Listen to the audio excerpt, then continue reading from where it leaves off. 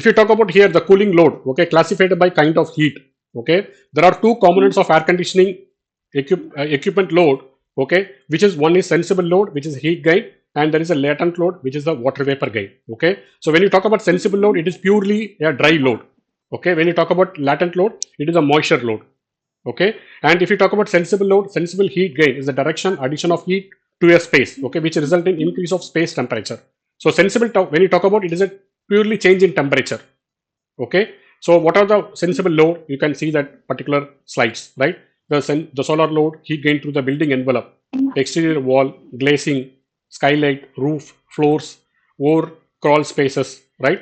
And partitions, ventilation, air infiltration through cracks in the building, doors and windows, people in the building, equipment and appliances in the summer, lighting. Okay, so these are all the part of sensible load.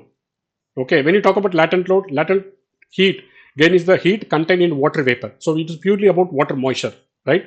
And it is a heat that must be removed to condensate the moisture out of the air. Okay, so what are the latent load? You can talk about people breathing, then you can talk about cooking equipments, appliances, ventilation, air and infiltration. So these are the latent load. So now you have a basic idea what is sensible load and what is a latent load and what are the components which comes under sensible load which comes under latent load.